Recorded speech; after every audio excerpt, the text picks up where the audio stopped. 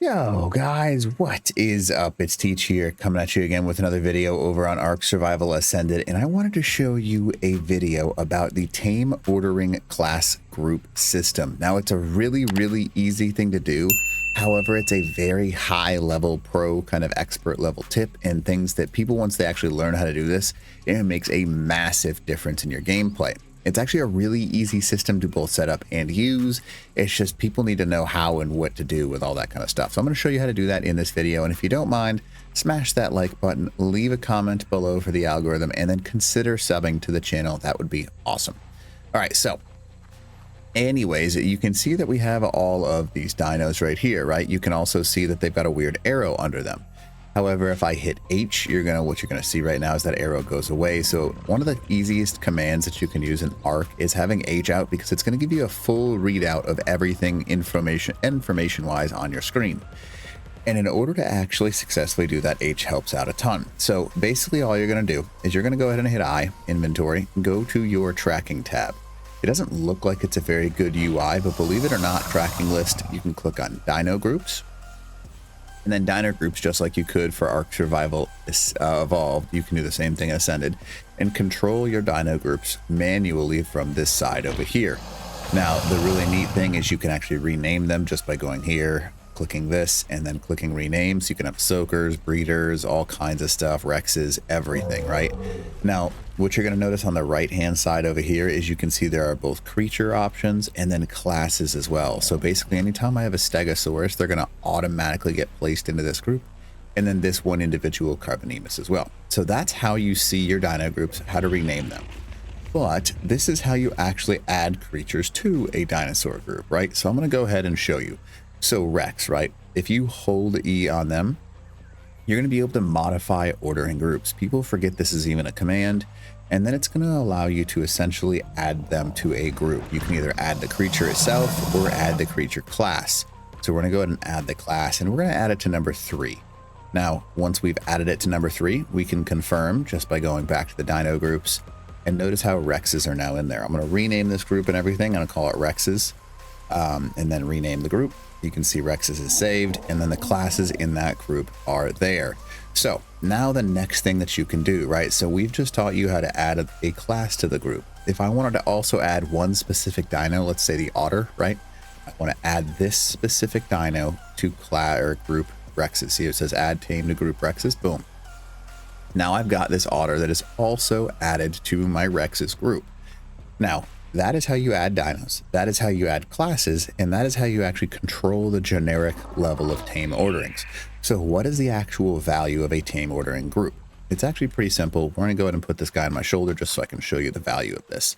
So using your numpad on your keyboard, now numpad being the thing on the right, not your actual numbers, your numpad is not the same thing as your numbers. Your numpad will control, you can see the very top of my screen, I'm shifting through all my controls, and notice how like the actual numbers change and the little arrows above change. So if I go to my Soakers class, right, notice how there are green arrows on my Stego and my Carbonemus and not on my Rexes. That allows me to essentially control only that class. So if I go ahead and do a whistle, right, let's say I want to whistle follow all, right? Let's just say, let's go ahead and whistle follow all. That means that every dino in my base would normally follow me, but because I have the Soakers class on, the only dinos in my area that are going to follow me are my Stegos and my Carbonemus. So now notice how they're going to follow me because they are in the group, right? Pretty neat, pretty fancy thing. So you can constantly have a group on, and you can even have a group that is meant to avoid having all dinos follow you, as long as you have it set to something random like, I don't know, griffins or something like that, because you can't even accomplish those yet. So now, not only that, but if I go back to my Soakers class, right, I can unfollow them, or I can go to a different class and command them as well. See how my arrows are changing as I switch through my name ordering groups and using my numpad in order to do this. All right, so I can command specific dino groups in order to do things. You can also change behaviors, enable mating, any command that you can do in general. You can basically any command in this wheel, right? I can run any of these on a specific group. So that is very useful. So whistling land, whistling passive, whistling neutral, whistling aggressive. Those are huge commands, right? So I'm going to go ahead and just to prove a point, right? I am on my tame order group 6. I'm going to switch over to my Rexes by hitting 3. I'm going to whistle them to aggressive. Now I'm going to go ahead and switch over to my Soakers, and I'm going to whistle them on passive. So basically I can control which of my dinos at any given point in time are a passive versus aggressive. See how those guys are passive, and it doesn't affect these guys because they are still on aggressive. Now that's a huge thing, especially for raiding purposes or boss fights or anything along those lines. You can switch between your groups and have them do specific things. You can have some of your dinos stay near you and defend you. You can have some of them go chase something. You can switch over to Soakers, right? And I can whistle them to go a random direction, right? I can do whatever I need to in order to complete whatever I'm trying to get done, right? So I'm going to say, let's just go ahead and whistle these guys over there. And I'm on the Soakers. So my Soakers are now going to go over there, and none of my other dinos are going to go.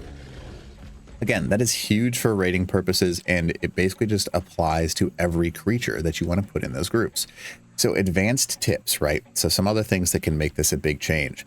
So if I want to put, let's say I want to take my Brontos are put on attacking target, so they're going to get a little pissy.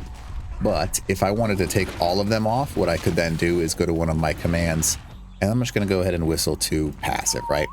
As long as I am no longer on a specific ordering group, you can see that every single one of my dinos will follow that command. So you can basically control the dinos and uncontrol them in a very simple way, which can be very, very useful, obviously, because you can see they're all whistled passive now. Now I can just go ahead and catch whatever dino I'm trying to catch. So how you can use this in boss fights, I'm going to go ahead and just, bite this over here, right? For example, so we got a Piranha. If I was running around on my Rex, right, and I really wanted to whistle my Stego or my group for my Soakers to come follow me, I could easily hit J whistle, or I could go to my follow all whistle.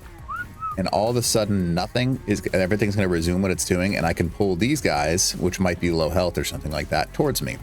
Or if I'm raiding and I want all of these dinos to keep doing what they're doing, I can command this group, the Soakers group, by using my comma button and say, go over here.